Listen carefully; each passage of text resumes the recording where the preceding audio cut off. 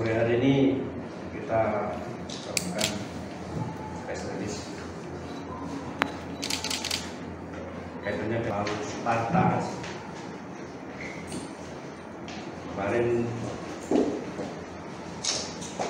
dikeluarkanlah sprint operasi intelijen pada tanggal 29 Juli 2021.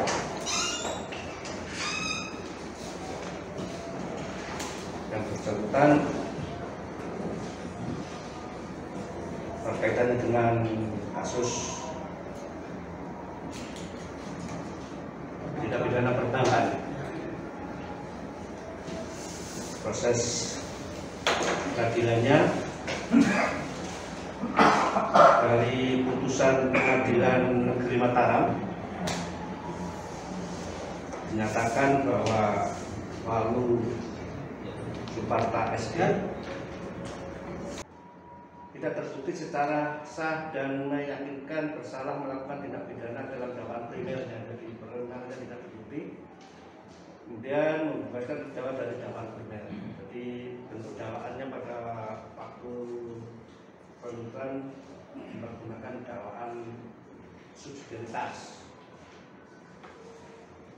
Kemudian menyatakan terdakwa Walu Suparta SE terbukti secara sah dan meyakinkan bersalah melakukan tindak pidana pegawai bank yang dengan sengaja memberikan rahasia bank sebagai suatu perbuatan berlanjut, dijatuhkan oleh Pengadilan Negeri Mataram pidana penjara selama 2 tahun dan denda sejumlah 1 miliar rupiah dengan ketentuan apabila denda tersebut tidak dibayar oleh terdakwa maka diganti dengan kurungan selama 3 bulan. Membebankan biaya perkara pada terdakwa sebesar 2.500 rupiah. Dengan putusan pengadilan negeri ini, terdakwa atau kuasa hukumnya melakukan upaya banding,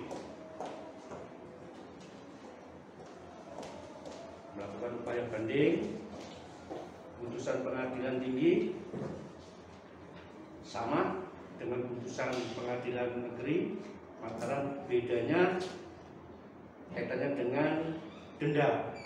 Kalau di pengadilan negeri tadi dendanya 1 miliar, kemudian di pengadilan tinggi dendanya 4 miliar. Jadi sama untuk jika tidak dibayar diganti dengan pidana kurungan sama-sama 3 bulan. Di PN tadi juga 3 bulan, di PT juga 3 bulan. Dengan putusan pengadilan tinggi, terdakwa dengan kuasa hukumnya juga melakukan kasasi. Jadi dalam putusan kasasi ditolak permohonan kasasi dari terdakwa atau kuasa hukumnya, kemudian putusannya sama menguatkan putusan pengadilan tinggi. Putusan pengadilan putusan Mahkamah Agung tanggal 2 Oktober 2017. Kemungkinan karena waktu yang bersangkutan saat proses upaya hukum itu tidak berada dalam tahanan, di luar tahanan, setelah putusan Mahkamah Agung ini turun, mempunyai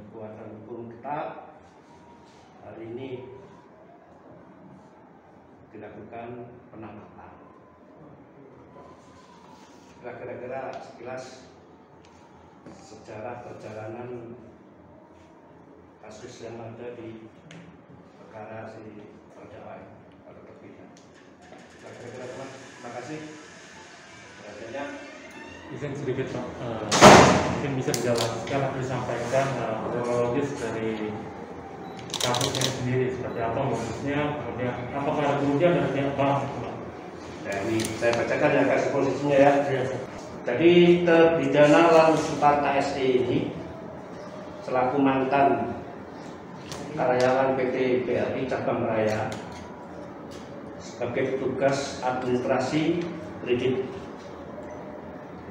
berdasarkan surat PT Bank Rakyat Indonesia Cabang Raya nomor B376 garis KC garis Romawi 11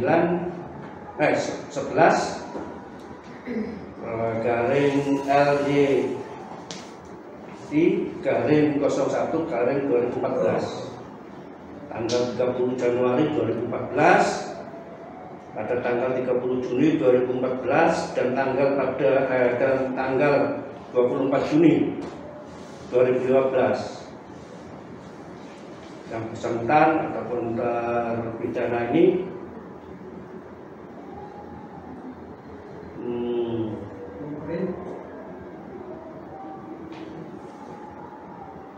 di kantor BRI Cabang Raya di Koperasi KSP, Koperasi Simpan Pinjam, Jalan Jenderal Sudirman nomor 1, Komplek Pertokohan Pasar Rembige, Mataram. Kaitan dengan tindak pidana perbankan, buat kasus posisi.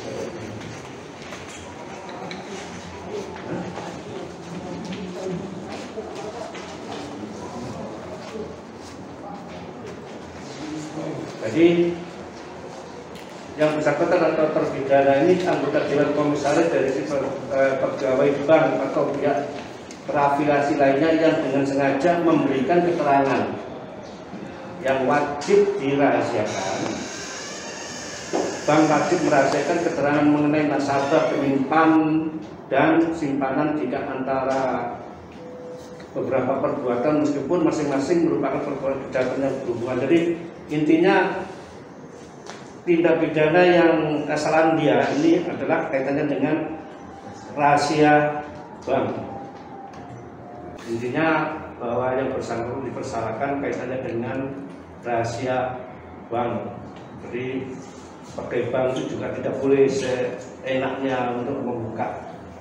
Misalkan punya nasabah, kemudian dibuka ini si A, si B ini rekeningnya sekian tanpa izin tidak boleh. Jadi yang bersangkutan ini dipersalahkan karena membocorkan rahasia bank. Jadi substansinya rahasia bank itu tidak boleh kepada publik atau perorangan. Pada publik. Jual dokumen ke pihak orang yang tertentu. Itulah. Jadi banyak cara dalam perkara ini mengprint dokumen.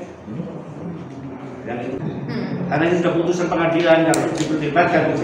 Jadi substansinya seperti itu tadi, dia dipersalahkan oleh pengadilan bahwa dia telah membuka rahasia bank. Kan begitu.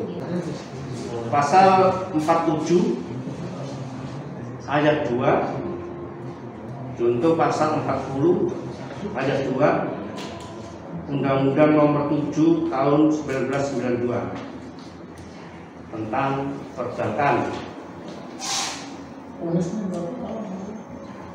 Vonisnya 2 tahun penjara, denda 4 miliar, subsidiarnya 3 bulan. Jadi itu sama dengan putusan pengadilan tinggi.